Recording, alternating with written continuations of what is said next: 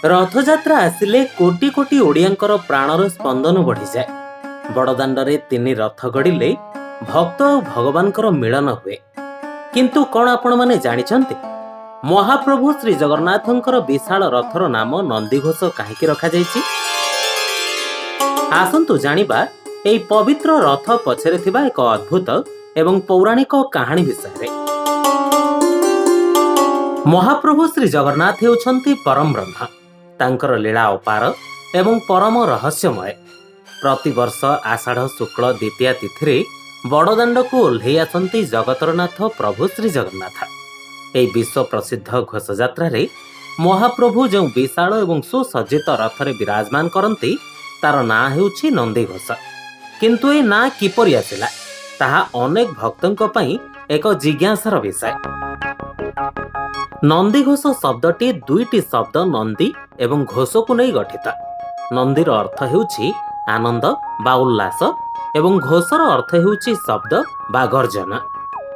अर्थात जो रथ गड़िला बेले तार घर घर शब्द भक्त मानक हृदय रे अपूर्व आनंद एवं परम शांति सृष्टि करे ताहा ही नंदीघोष। ए शब्द शुणिले भक्तर सबु दुख कष्ट दूर हो जाए। पौराणिक कथा अनुसार द्वापर जुगरे देवराज इंद्र एक दिव्य रथ प्रभु श्रीकृष्ण को प्रदान करथिले।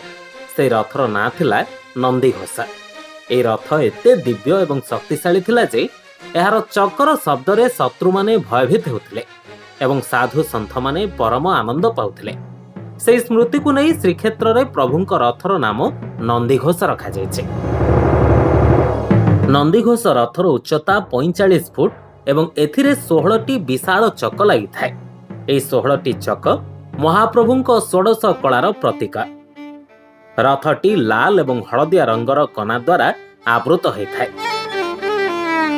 जहा शौर्य शुद्धता एवं ज्ञानर प्रतीक।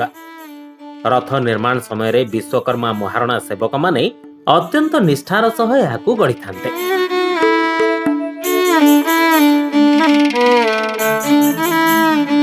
एई दिव्य रथर सारथी हेउछन्ति मातळी, जे देवराज इंद्रंक निजस्व सारथी थिले।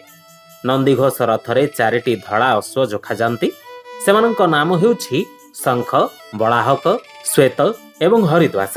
ए रथ उपरे स्वयं गरुड़ विराजमान करती, जहा रथ को समस्त विपदरू रक्षा करिथाए।